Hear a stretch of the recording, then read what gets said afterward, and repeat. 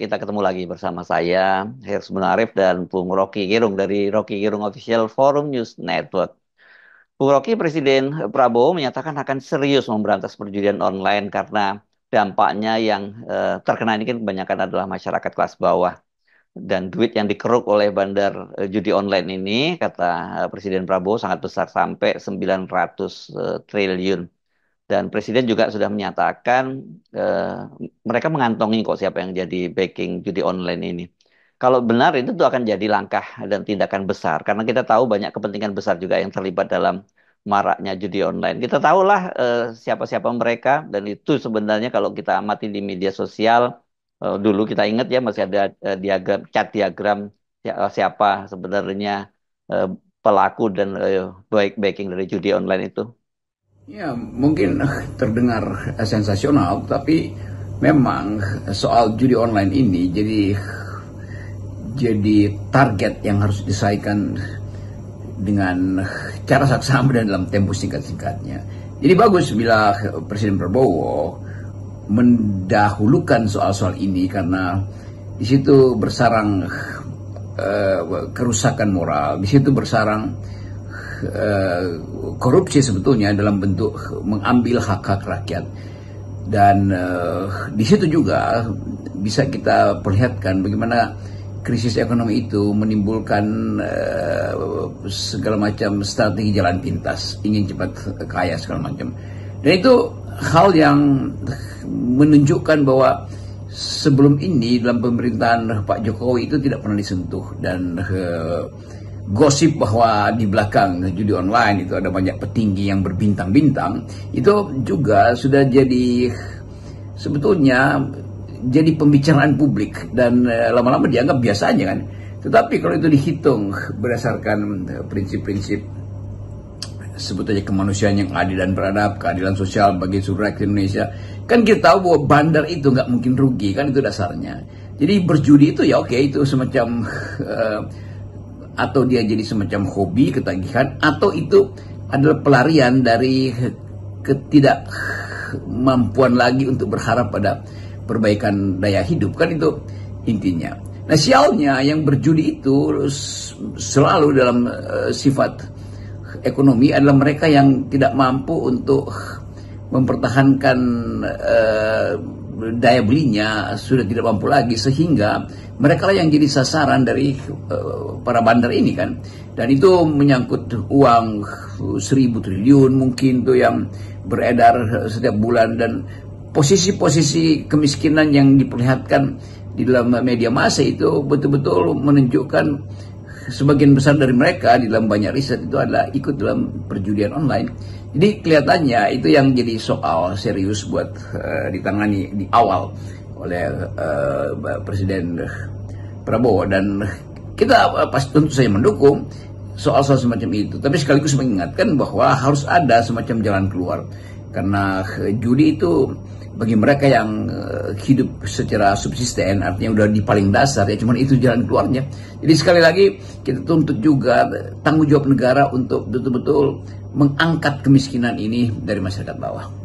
Mengangkat artinya kemiskinan yang diangkat ya, bukan dalam pengertian, kan seringkali kita menganggap bahwa mengangkat kemiskinan itu artinya orang miskinnya tetap ada di situ. Jadi yang kita inginkan mereka punya kemampuan produktif sehingga tidak tergantung pada judi online.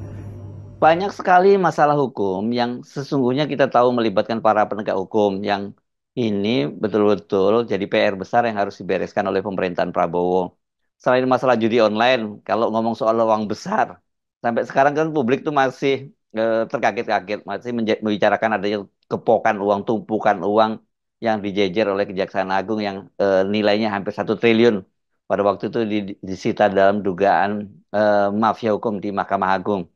Dapat kita pastikan itu baru sebagian kecil dari uang yang beredar sangat besar di kalangan mafia kasus ini, dan para hakim itu mulai dari hakim tingkat pertama sampai di Mahkamah Agung. Nah, ada beberapa hakim di Mahkamah Agung yang sudah jadi tersangka bahkan sudah dipidana. Tentu isu ini isu yang akan menggemparkan karena dia menyangkut jaringan transnasional dengan aktor-aktor lokal yang sebetulnya jadi bandar tuh. Jadi kalau Presiden Prabowo mengucapkan itu, bahkan secara sengaja menyatakan bahwa dia sudah tahu bandar-bandar itu, dan itu sekelompok orang yang mungkin juga datanya itu adalah data yang sebetulnya sudah tercatat di kalangan penegak hukum, tapi justru yang hendak diperlihatkan adalah bagaimana koneksi penegak hukum dengan bandar-bandar ini, atau seringkali juga terlihat bahwa penegak hukum lain jadi bandar. Kan ini soalnya. Jadi kita sebagai masyarakat sipil menunggu hentakan ini akan berakibat apa. Dan secara politik, isu ini tentu isu yang memungkinkan legitimasi pemerintahan sekarang diperkuat. Sementara pada pihak lain kita lihat bagaimana penegakan hukum itu bisa menghasilkan kegemparan karena ada uang hampir 1.000 triliun ditumpuk dalam bentuk fisiknya itu diperlihatkan pada publik. Dan orang mulai bertanya, apa hanya segitu atau memang segitu aja yang tidak dipamerkan, atau apa impactnya kalau yang 1.000 triliun itu digelar di depan mata publik. Itu untuk apa itu? Untuk tukar tambah, atau betul-betul ini adalah satu kegiatan rahasia yang sudah diintai oleh kejaksaan dan baru dibuka sekarang? Kan semua itu juga menimbulkan pertanyaan, apa sebetulnya yang terjadi di dalam sistem penegakan hukum kita. Juga mungkin akan ada sedikit ketegangan antara jaksa dan hakim-hakim karena merasa bahwa kejaksaan mampu menangkap hakim-hakim ini, tapi jaknya sendiri punya banyak masalah dan tidak bisa dipersoalkan. Kan itu juga ya menimbulkan ketegangan psikologi antara lembaga penegak hukum, terutama antara kejaksaan dan wilayah kehakiman. Jadi kelihatannya banyak isu yang dibangkitkan untuk memperlihatkan bahwa ada gerak dinamika setelah Presiden Prabowo dilantik sebagai presiden. Atau dengan kata lain, wilayah-wilayah yang tadinya mungkin tertutup, begitu Prabowo dilantik jadi presiden, wilayah-wilayah itu mulai saling mengintip, lalu saling menjebak, lalu saling terbuka. Tapi yang penting adalah kita bisa tahu bahwa jumlah kasus yang kemarin-kemarin di era Pak Jokowi disembunyikan itu kelihatannya akan dibuka habis-habisan. Dan jangan kaget misalnya kalau soal uang 1.000 triliun yang dikorupsi oleh aparat Mahkamah Agung ini, ketika digelar bukan sekedar uang yang mesti diperlihatkan, tetapi juga jaringan-jaringan di belakang uang itu. Kan semua uang yang jumlahnya besar itu pasti ada jaringan juga yang membackup itu. Ya jaringannya pasti jaringan kekuasaan. Kalau kita balik lagi ke judi online, sesungguhnya nama-nama bandar besar itu sudah beredar luas. Beberapa media melalui investigasinya juga sudah sering membongkarnya.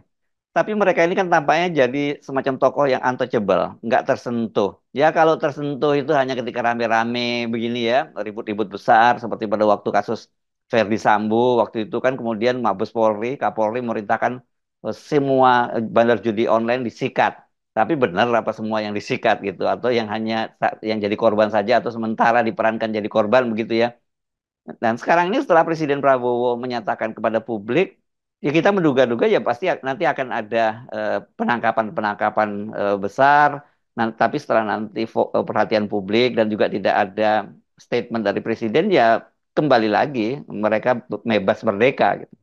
Kasakusuk tentang siapa orang-orang itu yang disebut sebagai bandar ini mungkin bisa ditanya pada banyak pemimpin redaksi atau pada jurnalis senior yang sebetulnya tahu apa yang terjadi di belakang itu. Tetapi kita juga mesti lihat kondisi sosio-psikologi yang akan terjadi kalau nama-nama itu betul-betul digelar, dan harusnya digelar supaya terlihat bahwa memang ada upaya dari Presiden Prabowo untuk menghalangi orang menjadi korban dari judi online ini. Paling nggak menghalangi dulu tuh. Dan mungkin judi online-nya nggak bisa dibasmi karena tetap itu juga jadi hobi atau semacam habits di kalangan tertentu, di kalangan elite apalagi itu. Tapi bagi rakyat di bawah itu adalah semacam pelarian dari ketidakmampuan untuk mengakses sumber-sumber ekonomi demi bertahan hidup. Jadi sekali lagi dalam kapasitas yang sama, artinya secara paralel ada upaya penegakan hukum untuk membongkar sarang mafia perjudian ini, tapi harus ada juga upaya untuk memproteksi supaya ada harapan bagi masyarakat bahwa melihat kemungkinan perbaikan ekonomi, kemungkinan daya beli naik lagi, dan itu sebetulnya lebih indah kalau dibayangkan. Kan tetap ada teman-teman rakyat di bawah ini membayangkan kapan mereka bisa keluar dari kemiskinan tuh. Membayangkan dapat pekerjaan itu sama dengan membayangkan, atau nalurinya sama dengan membayangkan dapat durian runtuh dari judi online. Kan pekerjaan juga itu semacam impian aja tuh, yang mereka tahu susah tapi mereka harus menunggu dapat pekerjaan itu.